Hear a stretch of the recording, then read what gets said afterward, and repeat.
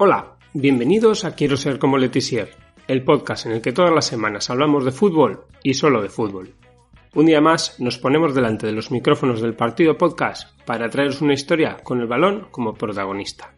Tras unas cuantas semanas de ausencia debido a las navidades, viajes y demás historias, este podcast vuelve a la carga para haceros disfrutar del deporte rey. Como he hecho en muchas otras ocasiones, voy a empezar dándoos las gracias por estar ahí, al otro lado.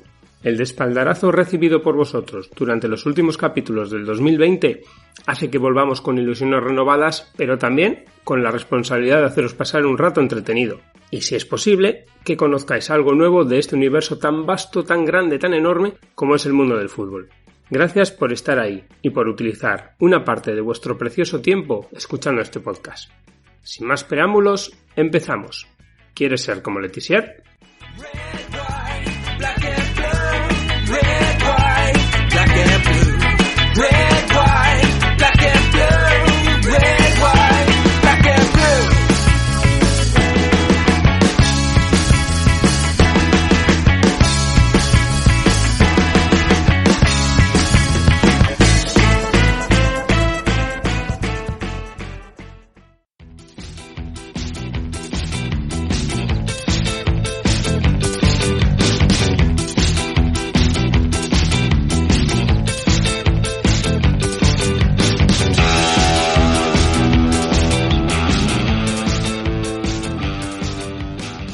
A lo largo de la historia, así, con mayúsculas, ha habido muchos grandes equipos que han pasado a la historia por su fútbol, por sus logros o por la mágica combinación de ambos que dan como resultado equipos de leyenda que todos reconocemos como los más grandes. Cada aficionado tendrá los suyos, y no voy a discutir con nadie cuál fue el mejor, ya que cada época es distinta, y el fútbol, jugado en cada una de ellas, queramos o no, es también distinto. Hoy quiero hablar de uno de esos equipos que hicieron historia, el Real Madrid de la Quinta del Buitre. Probablemente el mejor equipo que nunca ganó la Copa de Europa. Aquí me gustaría abrir un pequeño debate con vosotros. ¿Estáis de acuerdo conmigo en que es el mejor equipo, el mejor grupo de futbolistas que ha existido que no ha ganado la Copa de Europa? Espero vuestras respuestas. Julio César Iglesias, periodista del País, es quien da nombre a esta generación maravillosa de futbolistas que marcarían una etapa brillantísima en la historia del club blanco. Lo hizo en un artículo en su periódico. Para poner el broche dorado a esta generación le faltó la Copa de Europa, pero aún así lograron un total de 16 títulos, repartidos entre 2 Copas de la UEFA, 6 campeonatos de Liga, 5 de ellos de manera consecutiva, 3 Copas del Rey, 4 Supercopas de España y 1 Copa de la Liga. Posteriormente, uno de sus integrantes, Manolo Sanchís, conquistó otros 6 títulos, entre los que sí destacarían 2 Copas de Europa, título que se le resistió al grupo.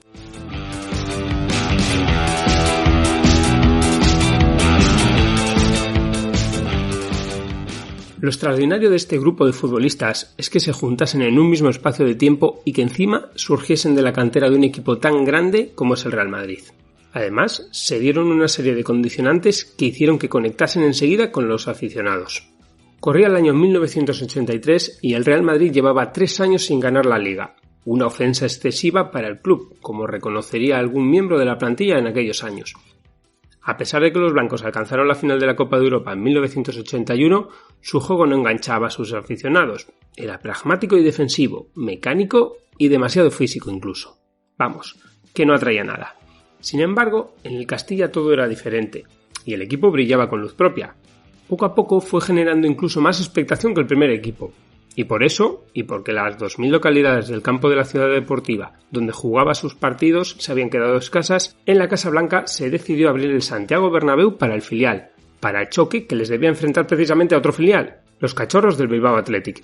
Primero contra segundo en aquel curso en segunda división. Aquel Castilla ganó la Liga, siendo el único filial en toda la historia de la competición en lograrlo, y su rival aquel encuentro terminaría segundo. Bien. 63.000 espectadores se dieron cita en el Bernabéu para presenciar aquel choque. Buen número para ver a 2 filiales, ¿no?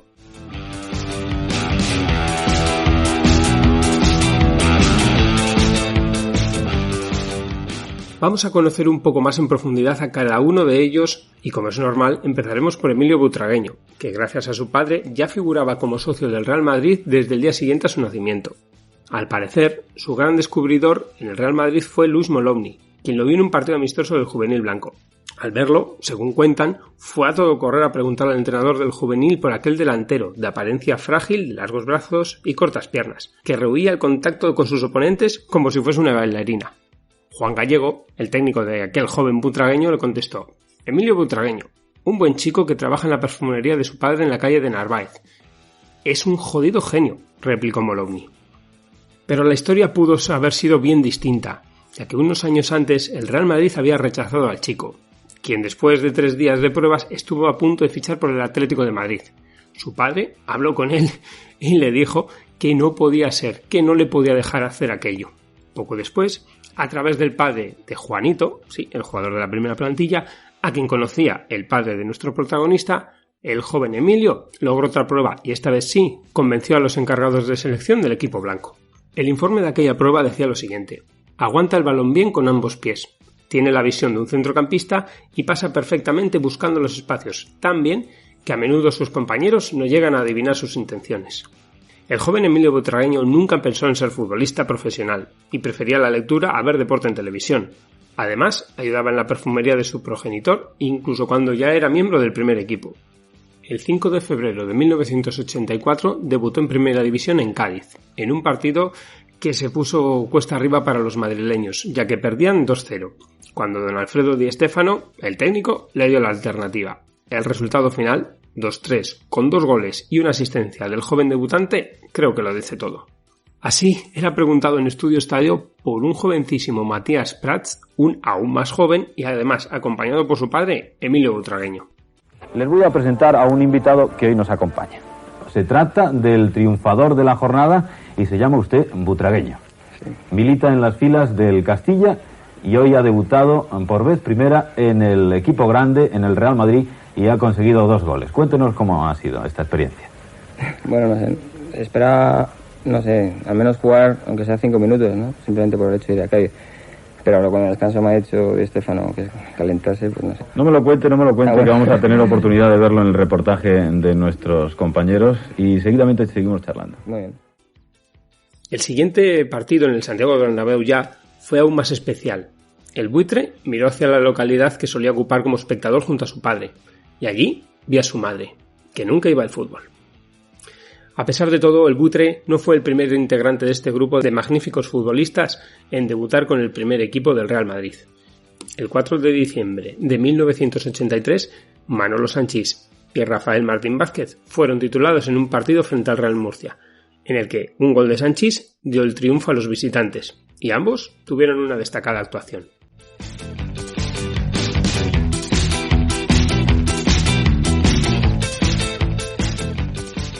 Manolo Sanchís también rezumaba madridismo por los 4 costados, ya que era hijo de Manuel Sanchís, integrante del equipo que levantó la Orejona en 1966. El defensa aportó nuevos bríos a la defensa y fue el integrante de la quinta más longevo. De hecho, sus más de 700 partidos con la elástica blanca solo son superados en toda la historia del club blanco por Raúl González Blanco e Iker Casillas.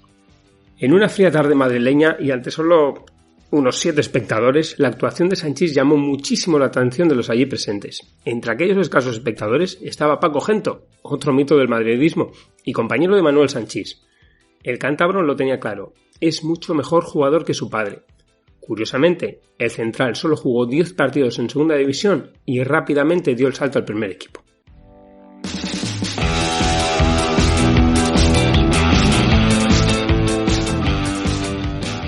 Rafael Martín Vázquez también debutó en Murcia. Había destacado también en las inferiores y en un torneo internacional disputado en Buenos Aires, donde el equipo blanco terminó en tercera posición. El fino centrocampista fue nombrado por la prestigiosa publicación El Gráfico como el mejor futbolista de aquel evento, aunque solo lo nombró como Martín, lo que hacía difícil ubicarle. Su dominio del balón hacía que sobresaliese sobre el resto de sus compañeros. La técnica individual de Rafael Martín Vázquez haría de él uno de los mejores centrocampistas ofensivos del mundo en su momento. Aunque su carácter reservado, su juego excesivamente cerebral y su escasa brega sobre el terreno de juego lo convertirían también en uno de los chivos expiatorios de la exigente y con frecuencia injusta afición madridista.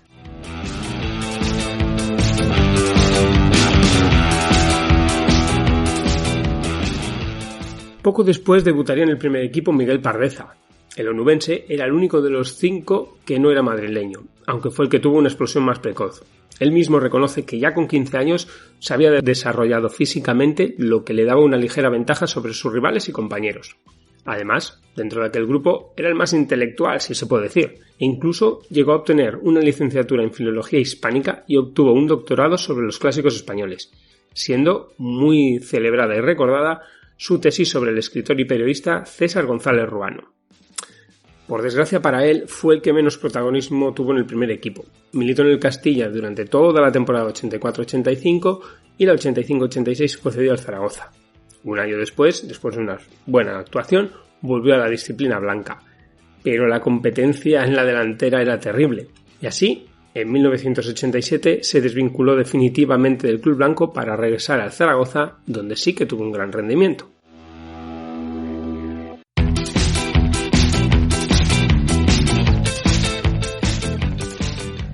El último en debutar fue Michel, y lo hizo a comienzos de la siguiente temporada, la 84-85, y ya con Amancio Amaro en el banquillo del club blanco.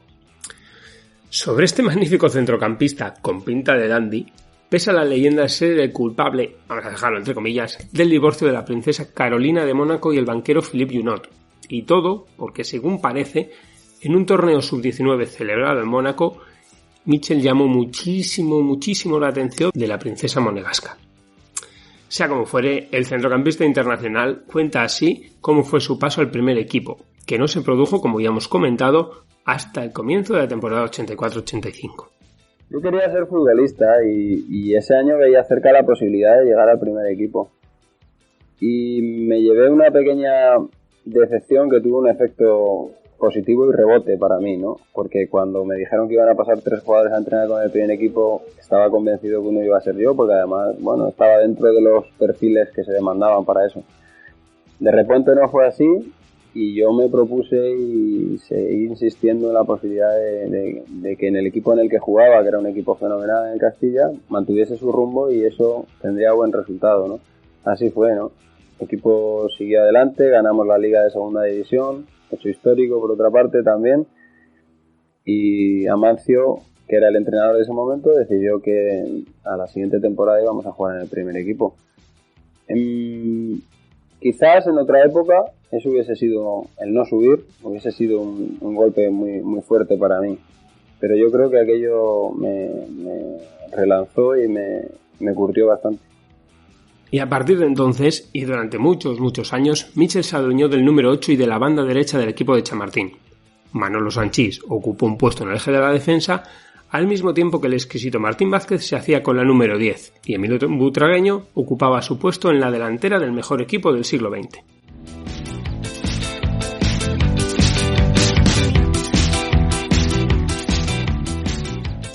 Durante la temporada 84-85 ya comenzó a forjarse la leyenda de las remontadas europeas de los blancos, debido en parte a la inconsistencia de un equipo que todavía se estaba formando y que terminó la liga a 17 puntos del FC Barcelona. Todo empezó en una eliminatoria de la Copa de la UEFA frente al Anderlecht. Tras caer por 3-0 en Bruselas, el Madrid le endosaría un 6-1 con hat-trick de Emilio Butragueño a su rival en el Bernabéu, superando la eliminatoria. En semifinales volverían a remontar en esta ocasión frente al Inter de Milán, que venció 2-0 en San Siro para caer en el Coliseo Blanco gracias a los 2 goles de Santillana y uno de Michel. La final, frente al Videoton, fue un mero trámite. En la siguiente temporada, la 85-86, la historia se repitió, y tras remontadas ante el AEK de Atenas, el Borussia Mönchengladbach y de nuevo el Inter de Milán, los blancos, imponiéndose en la final al Colonia, se convirtieron en el primer equipo en conquistar de manera consecutiva la Copa de la UEFA. Era algo casi mágico. Daba igual el resultado del partido de ida, que se daba por hecho que aquel equipo iba a lograr la hazaña de darle la vuelta al marcador, por muy complicado que esto fuese. Tal era la catarsis que se podía vivir en aquellas noches europeas, que Jorge Valdano, protagonista en la remontada ante el Gladbach, lo comentaba así. En minuto 90 sentí que el Bernabéu se transformaba en un cataclismo, o sea que perdí la noción de dónde estaba, o sea, era tan grande la la alegría y la pasión que transmitía la gente, que vivir una situación de desconexión. Yo creo que es algo que se me hace muy difícil explicarlo, porque no lo viví nunca antes ni nunca más. Pero a aquel equipo le faltaba algo. Con la llegada de Ramón Mendoza a la presidencia del Real Madrid también llegaron los fichajes de Hugo Sánchez, Rafael Gordillo y Antonio Maceda, lo que el mexicano definiría como la quinta de los machos. Lo cierto es que aquel equipo funcionó. ¿Y de qué manera? Y dominaría en el fútbol español durante un lustro. Emilio Butragueño analizaba así, tiempo después, cómo se gestó aquel equipo. Llega un momento en el que el club llevaba 4 años sin ganar la Liga, y los 2 años que ganaba la Real y los 2 años de Bilbao, y hombre, en parte también con un poco de suerte, porque hay una generación de jóvenes jugadores que habían subido del Castilla que prometían, vamos a decirlo así, unos veteranos ilustres con 28, 29 años, 27 en su plena madurez, y entonces había una mezcla ahí muy interesante. Y luego él tuvo el acierto, la sabiduría de fichar de repente a Hugo Sánchez, a Maceda y a Gordillo, ¿no? Tres hombres que fueron claves. La lástima de Maceda es que se lesionó, ¿no? Pero claro, y de repente se formó un equipo extraordinario. Yo creo que desde el punto de vista ofensivo, de los mejores que ha tenido el Madrid en su historia, ¿no? Entonces ahí vivimos una época muy bonita en el plano futbolístico. Y luego, en el plano personal, él se identificó mucho con el vestuario y el vestuario también se identificó mucho con él. Entonces había una relación que traspasaba, bueno, lo que se tiene que entender como, bueno, el día a día entre un presidente y los jugadores, ¿no? Fundimos esa frontera desapareció y llegó una relación de amistad, sinceramente, ¿no? Por lo menos en mi caso, ya para siempre. Ramón Mendoza no dejó de ser el presidente y fue algo más. En ocasiones incluso acudía a él para consejos personales, era como un padre, un amigo. También en ocasiones a un presidente, porque también nos tiraba de las orejas, ¿no? A pesar de que la conexión personal entre algunos miembros de aquella plantilla, los choques entre Michel y Hugo Sánchez eran evidentes, dentro del campo se entendían a la perfección, y el mexicano era el receptor habitual de los magníficos centros del Internacional español.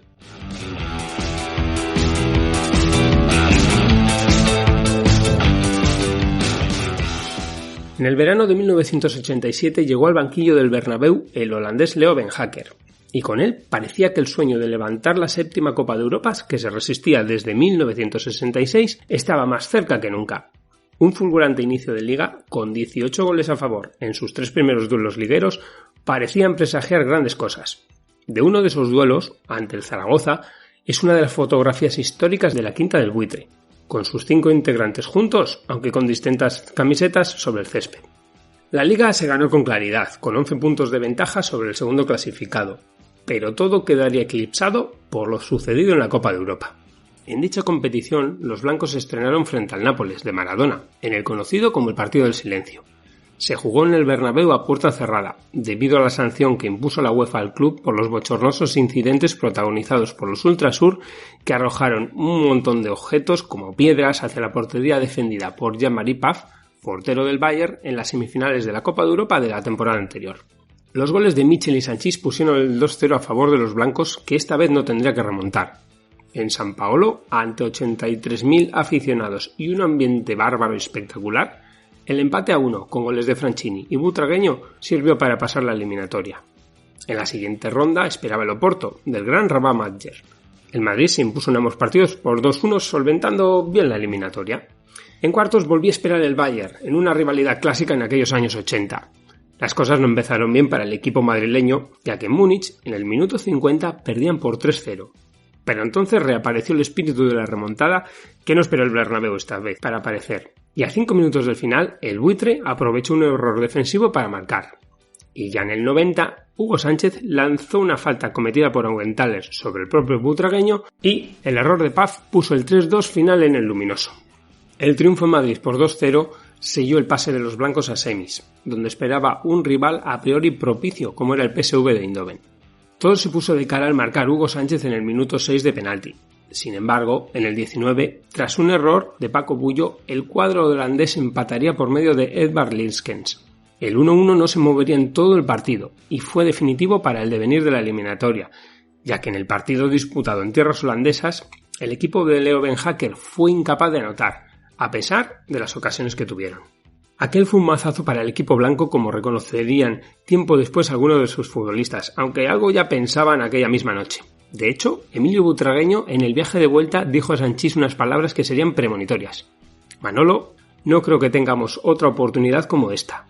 El propio Sanchís relataba así lo vivido en aquella noche. Si hablamos de la quinta y hablamos del aspecto deportivo, sin duda fue Eindhoven. Porque Eindhoven nos dejó a las puertas de conseguir lo que luego no seríamos capaces de conseguir como grupo dentro de la casa. Yo he tenido la gran suerte de ganar 2 de ellas, pero el grupo como tal se fue y no lo consiguió. En aquel momento éramos bastante jóvenes y yo recuerdo perfectamente que ninguno de nosotros tenía conciencia de lo que estaba pasando. Llevábamos 2 años de triunfos en la UEFA, de repente nos encontramos en las semifinales de la Copa Europa, te llegabas a creer la leyenda de que el Madrid era prácticamente invencible y no solo te vencen, sino que acabas teniendo pues un mal recuerdo de cómo terminó aquel asalto a la Copa Europa. Y encima, en aquel momento que éramos jóvenes pensábamos que, bueno, al año siguiente. El año siguiente no fue, ni al siguiente, ni volvió a ocurrir. No nos volvimos a encontrar ni en la situación que nos encontramos ese año, ni yo creo que con la predisposición a ganar la Copa Europa que tuvimos ese año. En la temporada siguiente el Real Madrid volvería a alcanzar las semifinales de la Copa de Europa, aunque nada pudieron hacer ante un equipo que fue superior, como el Milán, dirigido por Arrigo Sacchi. Un global de 6-1 no dejaba lugar a dudas, y tampoco las dejó en sus protagonistas, que conste. En Milán fue mejor que nosotros, tanto técnica como físicamente. No duele tanto, pero cuando te elimina un rival que no es superior a ti. En este punto me gustaría recordar la opinión de un buen amigo, José Antonio Sánchez Vallejo, gran conocedor del fútbol nacional en aquellos tiempos, sobre qué es lo que le faltó a la Quinta del Buitre para coronarse como gran campeón.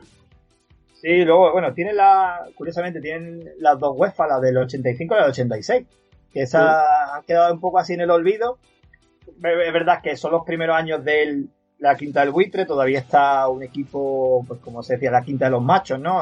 Con Santillana, con Maceda, con Camacho, con todos estos, Juanito en paz descanse, y luego lo que es ya el liderazgo de Sanchís, Butragueño, Michel, Martín Vázquez, pues estamos en esas 3 temporadas fatídicas en las que el equipo pues roza el título, bueno, no el título, sino llegar a la final por lo menos, y luego a veces por falta quizá de carácter, como la eliminatoria esa con el Bayern, y amedrentado un poquito más en Alemania, que es verdad que en esos tiempos era muy complicado pasar las eliminatorias, y luego sobre todo la del 88, la del PSV, que bueno, es una mezcla ahí de mala suerte, de creo que demasiada confianza, como que ya venían de derrotar, ese año me acuerdo que derrotan al Nápoles de Maradona, al Porto, que había sido campeón de Europa, el Porto de Rabamayer, y bueno, como que venían crecidos, diciendo, bueno, si hemos eliminado al actual campeón y al del mejor jugador del mundo, ¿cómo no le vamos a ganar aquí al PSV? Que al fin y al cabo era un bloque muy defensivo, pero bueno, tampoco nada lúcido en ataque, ¿no? Y yo creo que ahí les faltó, creo que se confiaron en exceso, y aquel gol del empate pues les pilló un poco así a contrapié, y eso lo arrastraron para toda la eliminatoria. La verdad es que es muy injusto. Bueno, no es injusto, es el fútbol. Quizá hubieran merecido al menos haber llegado a una final, ¿no? Haber dicho, bueno, pues por lo menos haber quedado para la historia de las finales, y la verdad es que fue bastante frustrante, aunque como bien dice, las ligas ganaron 5 seguidas, las 2 UEFA, y bueno, también un equipo que va a quedar en la historia, aquella temporada de los 100 goles, en fin, yo creo que es un equipo eso, que se nos va a quedar en el recuerdo, sobre todo con Hugo Sánchez espectacular ahí metiendo goles por doquier, y bueno, y ya se va a quedar esa espinita clavada para siempre.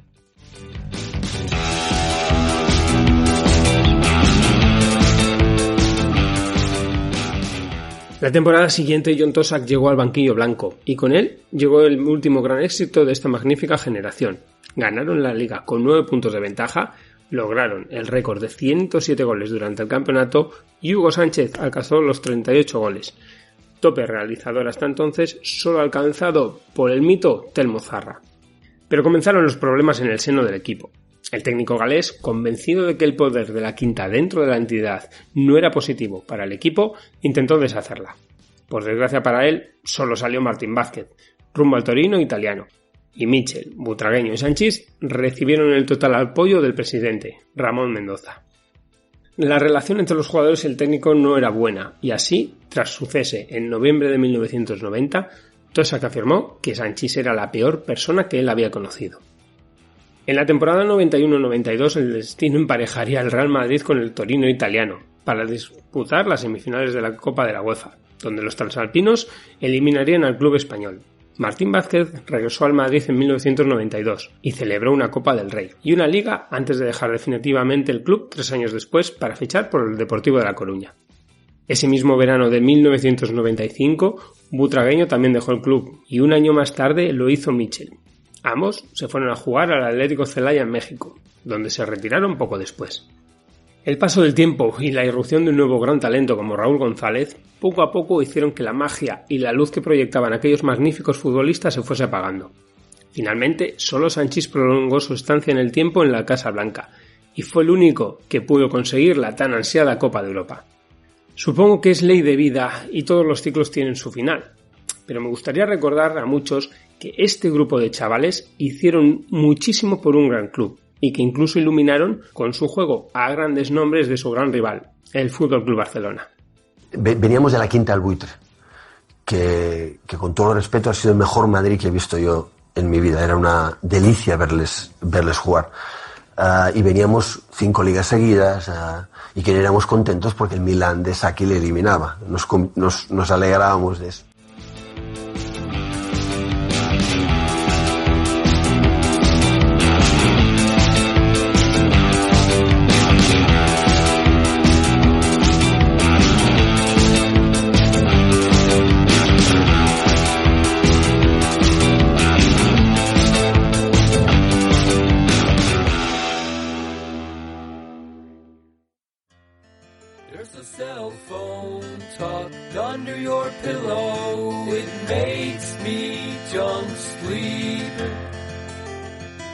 And it doesn't do a thing for the growth hormones or dreams.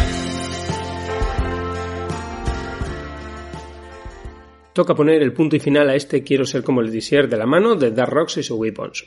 Espero que os haya gustado el repaso que hemos hecho a un equipo mítico que marcó una época en el fútbol español como es el Madrid de la Quinta del Buitre.